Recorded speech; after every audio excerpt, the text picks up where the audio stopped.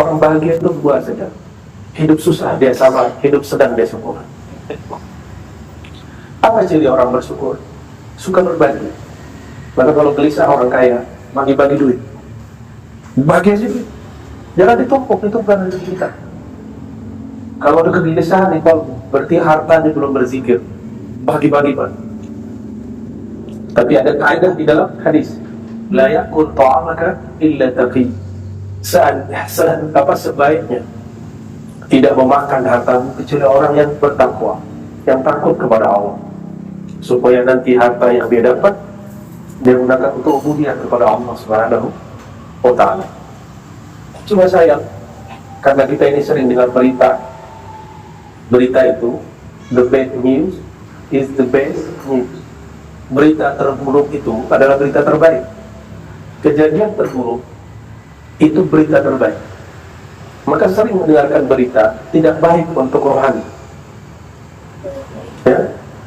Tapi berita terbaik itu berita Al-Quran. Makanya ada Al-Quran bernama surat An-Naba. Orang mayatasa al-Quran Naba'il Azim.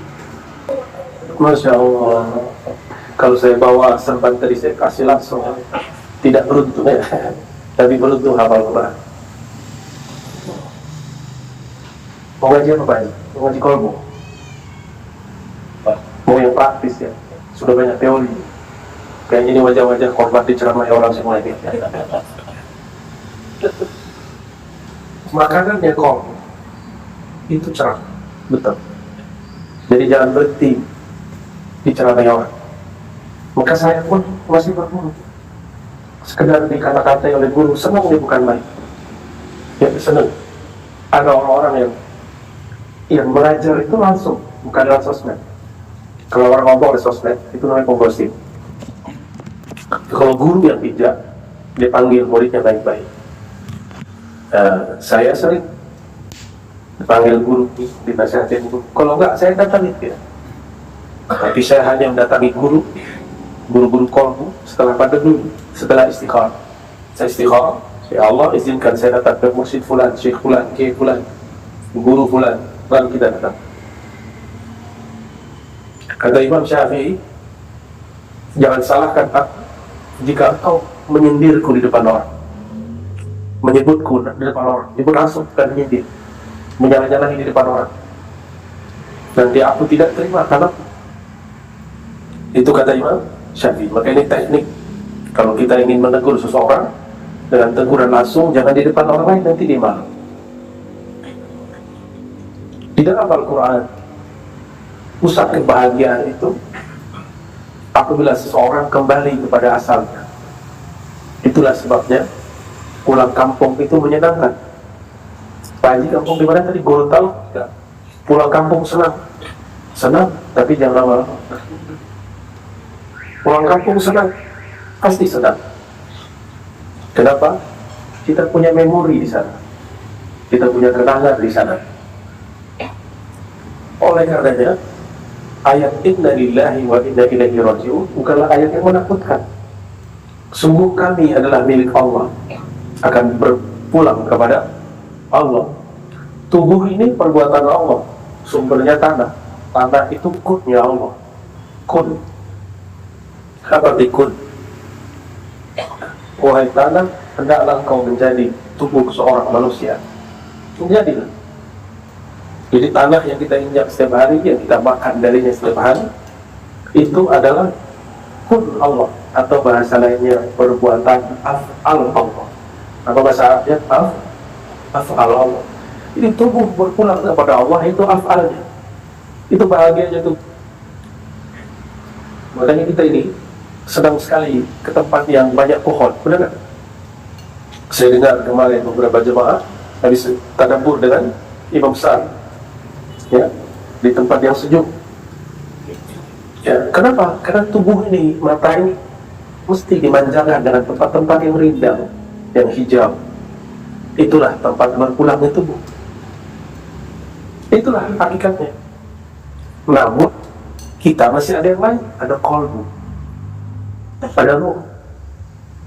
Ruhani ini berasal daripada ruh yang Allah hembuskan.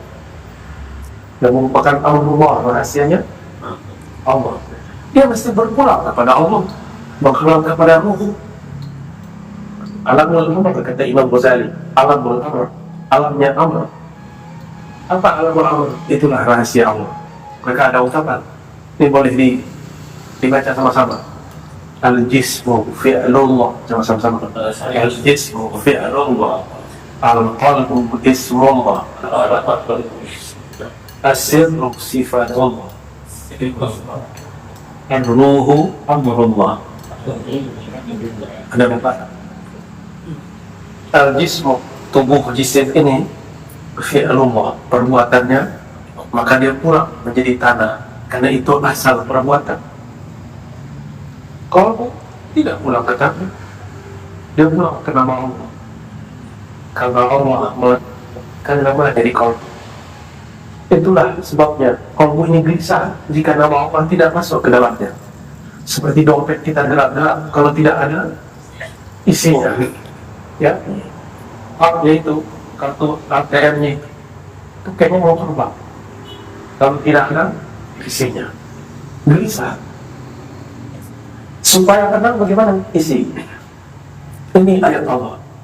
Jika urusan duniawi kita senang isi dompet digital, sekarang dompetnya di handphone, betul?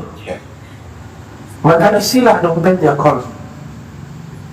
Qalbu itu mata uangnya cuma satu, nama Allah. Tapi nama Allah itu serinya banyak. Ada Allah, ada Rahman, ada Rahim, ada Kudus, ada Salam. Semua itu adalah maka Allah yang menyenangkan qalbu. Itulah makna ayat ala bidzikrillah. Itu dalam bahasa Arab ada seni Allah berkalam. Ketahuilah ala. Biasanya jar majrur bi dzikrillah itu objek ditaruh di belakang. Sekarang ditaruh di depan. Why? Limaza? Kenapa? Allah sedang ingin fokus. Seperti lafaz Ar-Rahman, fokuslah pada Ar-Rahman, bukan pada tahu nggak? Fokuslah pada zikrullah. Ala bidzikrillah tatma'innul qulub. Jangan cari tenang, cari namanya. Ini adalah kesalahan murid mengaji. Jamaah mencari, yang dicari ketenangan. Yang dicari, pulangkan qalbu kepada namanya.